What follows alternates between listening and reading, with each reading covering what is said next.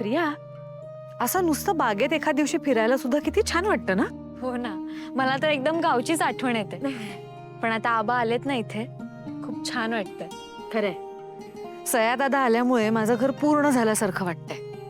आता तुझ्यासाठी एक थोरली जाऊबाई आली ना की माझ्या घराचं गोकुळ होईल अगदी. हो आई, अगदी खरंय.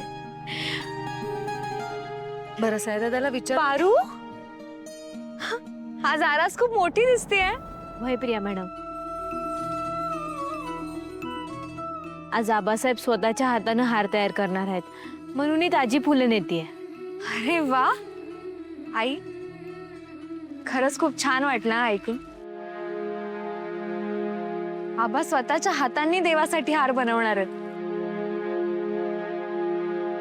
चल पारू, गळ्यात काय आहे तुझ्या?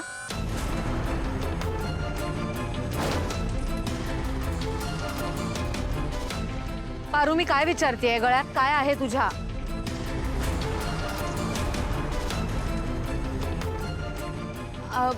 आई, मागे नाही का आबांनी आम्हा दोघींसाठी एक एक साखळी पाठवली होती, तीच आहे ही.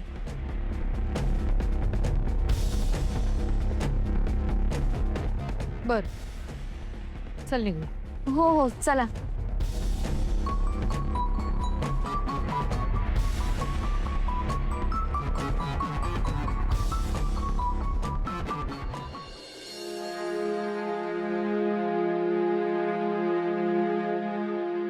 चला, हे सगळं तर झालंय, आता फक्त भाजी बाकी आहे.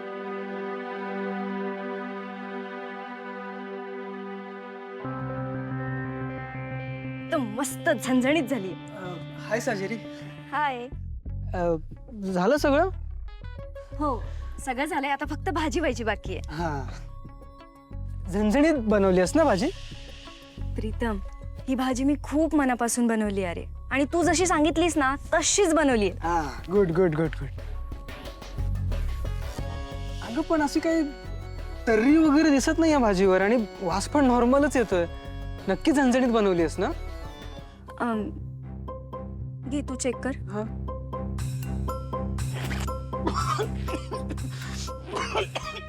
झणझणीत नाही, ते ऍक्च्युली गरम गरम होती ना, म्हणून हे सगळं झालं. भाजी नॉर्मलच आहे. आम्ही अजून तिखट खातो. अजून? हो, अजून तिखट खातो आम्ही. तू एक काम कर, हे घे, टाक मसाला.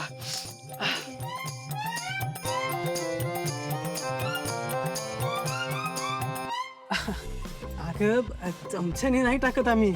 हे घे, डायरेक्ट असं असं कर. आम्ही असंच खातो. मी पारूला असंच बनवताना बघितलंय ना. टाक. आयुष्य, आय एम शुअर.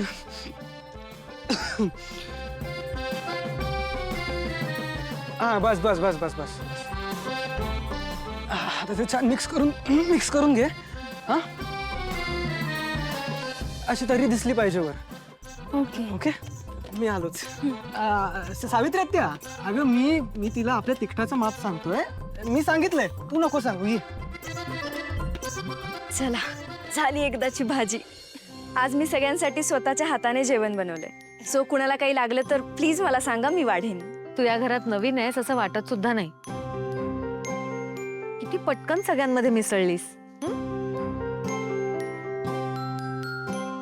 चला सुरू करूया.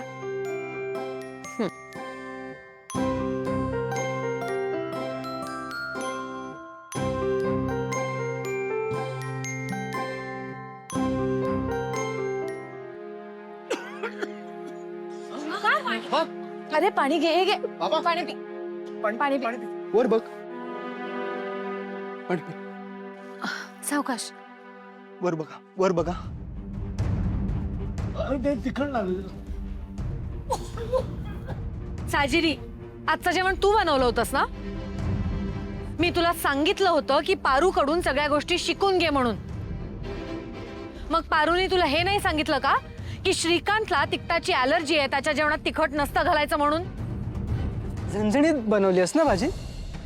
तर्री वगैरे दिसत नाही या भाजीवर, आणि वास पण नॉर्मलच येतोय. नक्की झणझणीत बनवलीस ना? अजून तिखट खातो आम्ही.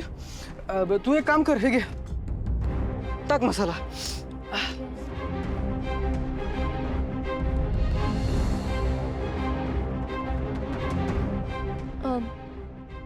I sorry. हे बघ, या घरात राहून जर सगळ्यांची मनं जिंकायची असतील तर कोणाला काय आवडतं यापेक्षा कोणाला काय आवडत नाही यापासून सुरू कर, कळलं? आणि आता ह्या सगळ्याची सवय करून घे. हे जर जमणार नसेल तर माझ्या पुढे मार्ग मोकळा आहे.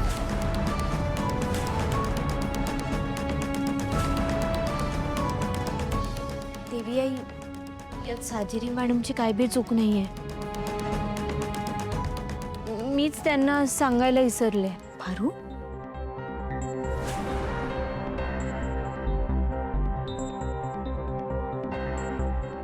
पारू हे सगळं स्वतःवर का ओढून घेते?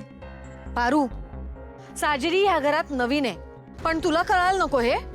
तू नको सांभाळून घ्यायला? आणि साजिरी, तू आत्तापासूनच हलगर्जीपणा सुरू केलास का? हे बघ, श्रीकांतच्या बाबतीत इतकं कॅज्युअल राहणं मला चालणार नाही, कळलं? साजिरी मॅडमनी असं कसं काय केलं? मला चांगलंच आठवतंय मी त्यांना सांगितलं होतं कमी तिखटाचं जेवण करायला. नाही नाही, साजिरी मॅडम मुद्दाम तर नक्कीच असं काही करणार नाहीत. पण मग त्यांनी असं तिखट जेवण का बरं केलं असेल? अरे, या साजिरीच्या बाबतीत एवढं सिरियस नको व्हायला होतं. हे माफ करा, यापुढं असं होणार नाही. पहिल्या ठीक आहे, मी ओके आता. हो श्रीकांत, तू आत्ता ठीक आहेस, पण पारूच्या ह्या छोट्याशा चुकीमुळे तुझ्या जीवावर बेतलं असतं मग. आणि ह्या अशा क्षुल्लक क्षुल्लक चुकांच्या नंतर सवयी होतात. आणि साजिरी, यापुढे संपूर्ण माहिती घेतल्याशिवाय तू किचन मध्ये पाऊल ठेवायचं नाहीस, कळलं?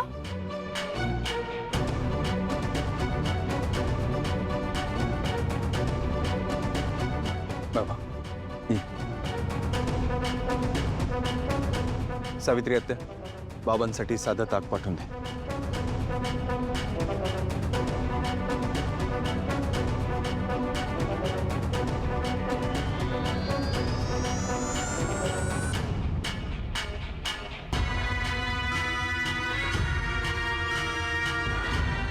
कळलं?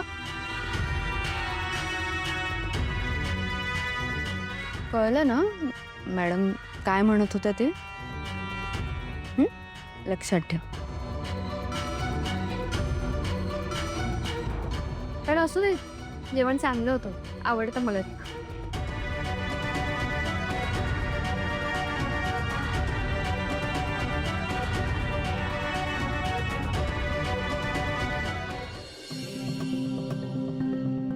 पारू, तू खोटं का बोललीस? तू तर मला सांगितलं होतंस ना की घरात सगळ्यांना कमी तिखट जेवण लागतं, पण मीच तुझं ऐकलं नाही. आणि तरी तू अहिल्या मॅडम समोर माझी बाजू का घेतलीस? साजिरी मॅडम, तुम्ही नव्या पाहुण्या आहात घरात. मी सांगितलं होतं तुम्हाला, पण कामाच्या गडबडीत विसरला असाल तुम्ही. तुम्ही नका ना वाईट वाटून घेऊ, होतं असं कवा कवा. खरं तर ना तुमचं नाही, माझं चुकलं आहे. तुम्ही स्वयंपाक करताना मी तुमच्या सोबत असायला पाहिजे होतं. आई ग पारू, तू स्वतःवर कशाला ओढून घेतेस? पारू, तुला माहितीये हे असं तिखट जेवण बनवायला मला प्रीतमने सांगितलं होतं. काय? हो, मी तर नॉर्मल जेवण बनवलं होतं. तो मला म्हणाला की घरात सगळ्यांना झणझणीत जेवण लागतं आणि स्पेशली श्रीकांत सरांना. आणि म्हणून मी. प्रीतम सर असं का करताय? आजच चुकलं, मी उगाच प्रीतमचं ऐकलं. तुझं ऐकलं असतं तर ऍटलीस्ट मला ओरडा तरी पडला नसता. पण प्रीतम असं का वागला असेल ग? साजिरी मॅडम, तुमचा काहीतरी गैरसमज होतोय.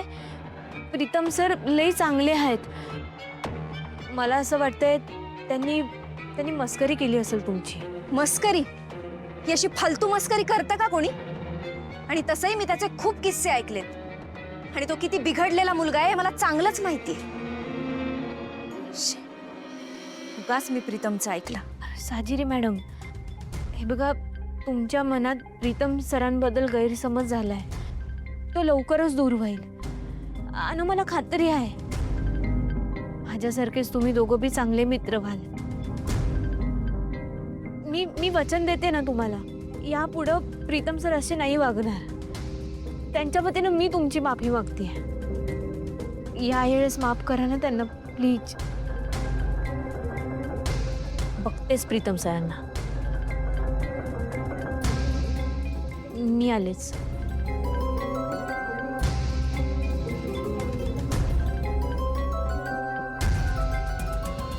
काय झालं प्रीतम? तुम्ही एवढे डिस्टर्ब का आहात? बाबांना बरं वाटत नाहीये म्हणून काळजी वाटते का तुम्हाला? हे बघा प्रीतम, तुम्ही नका काळजी करू. बाबांना बरं वाटेल. डोंट वरी. काय बी समजवू नका यांना.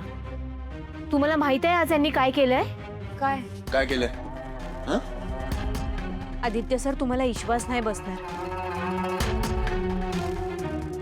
प्रीतम सरांनीच त्या मॅडमना सांगितलं होतं समद्या जेवणामध्ये जास्तीचं तिखट मिसळायला. काय? प्रीतम, काय बोलते पारू? प्रीतम, तुम्ही सांगितलं होतं त्या साजरीला जास्त तिखट टाकायला जेवणात? प्रीतम, अहो काय ऐकते मी? खरं बोलते का पारू?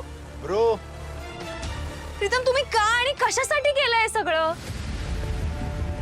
तुम्हाला माहिती आहे आज बाबांना किती त्रास झाला या सगळ्यामुळे? का असं वागताय तुम्ही? पारूसाठी केलं मी सगळं. आईने परत दादासाठी एक नवीन मुलगी आणली लग्नाला. पण पारू, तू सून आहेस ना या घरची, तू बायको आहेस दादाची. म्हणून मी तुला सांगितलं होतं की तू काहीतरी कर आणि त्या साजिरीला इकडून हकलून लाव. पण नाही, तू पण काही केलं नाहीस. मग मला असं काहीतरी करावं लागलं. मला वाटलं की जेवण जर खराब झालं तर आई तिला ओरडेल आणि आईचा ओरडा ऐकून ती घाबरून निघून जाईल इकडून. प्रीतम सर, तुमच्या या चुकीमुळे श्रीकांत सरांच्या जीवावर बेतलं असतं. तुम्ही बघताय ना श्रीकांत सरांना किती त्रास होतोय ते. Not done bro, not done. आपल्या सगळ्यांना माहिती आहे ही सिच्युएशन काय आहे, पण त्याच्याशी डील करायची ही पद्धत नाहीये.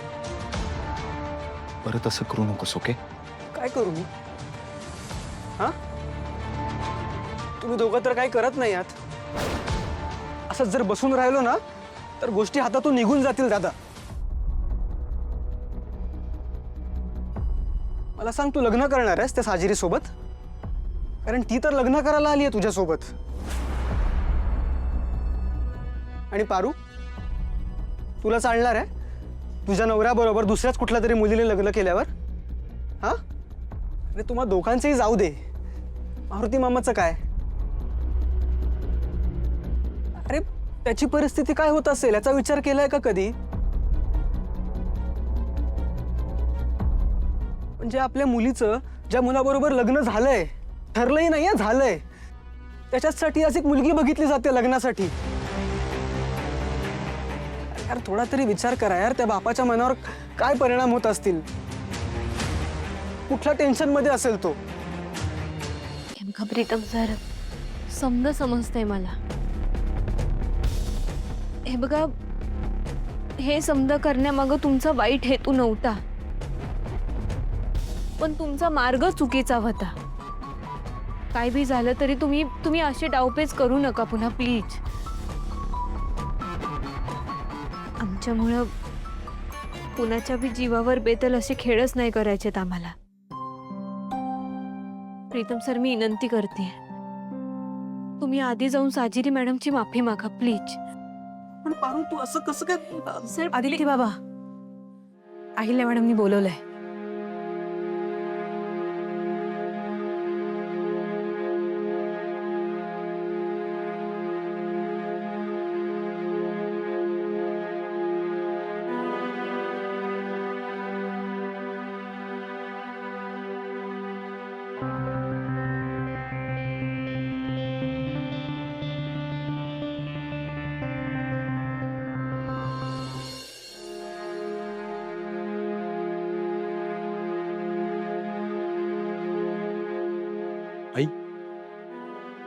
काय झालं, तू बोलवलंस? बस. मला सांग, तुला साजिरी कशी वाटते?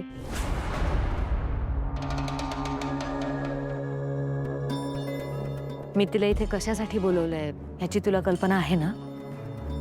अरे यार, काय करू? हीच योग्य वेळ आहे का आईला आमच्या नात्याबद्दल सांगायची? आदित्य, हे बघ, फार विचार करू नकोस. मला ती मुलगी फार आवडली आणि तू म्हणालायस ना, तू माझ्या शब्दाबाहेर नाही. माझी पसंती तीच तुझी पसंती, हे आपलं आधीच ठरलंय, बरोबर? हे बघ, मला असं वाटतंय की साजिरी तुझ्यासाठी परफेक्ट आहे. आई, माझ्यासाठी साजिरी सोडून दुसरी एक परफेक्ट मुलगी ऑलरेडी या घरात आहे, पण मला आता तिच्याबद्दल सांगता येत नाहीये. थोडा वेळ हवाय मला आमच्याबद्दल सांगण्यासाठी. आई ऍक्च्युली ना ते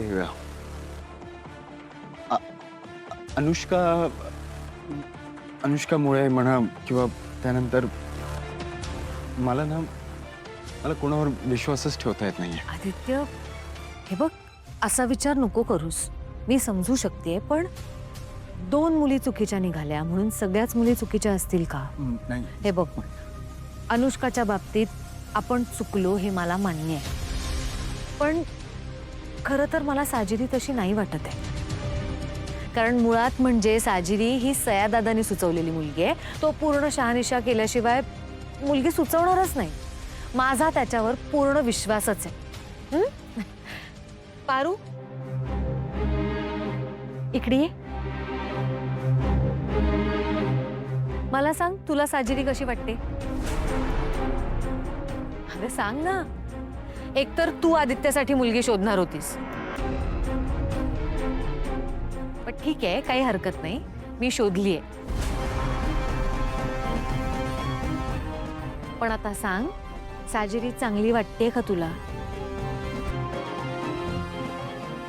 साजिरी आणि आदित्याची जोडी छान दिसेल ना?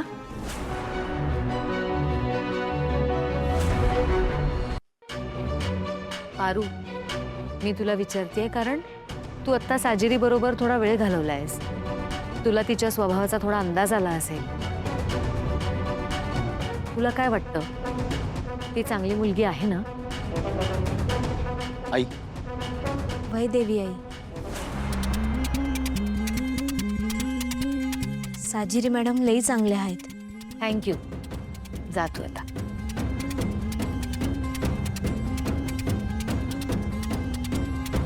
बघितलं, पारूला सुद्धा आवडली आहे ती. आई हे बघ, साजिरी चांगली मुलगी आहे, पण मग झालं तर. पारू पण म्हणते की ती चांगली मुलगी आहे, मला तर ती आवडलीच आहे आणि सयादादाने सुचवली म्हणजे त्यालाही आवडलेली असणार आहे. मग आता कशाला फार विचार करायचा? हे बघ, मी ताबडतोब तिच्या आईवडिलांना बोलवून घेते. आपण सुपारी फोडण्याचा कार्यक्रम करून टाकू. कशाला उशीर उगाच ना? आई मी आलोच. बर. एक सेकंड. श्रीकांत, अरे ये बस. काय झालं? अरे, एक आनंदाची बातमी आहे. आत्ताच आदित्यने लग्नासाठी होकार दिलाय. त्याला साजिरी पसंत आहे. मी ताबडतोब तिच्या आई वडिलांना बोलावून घेते. लगेच आपण सुपारी फोडण्याचा कार्यक्रम करून टाकू. शुभ कार्याला कशाला वेळ घालवा उगाच, बरोबर ना? थांबा, सावित्री, साजिरीला पटकन माझ्या खोलीत पाठवते.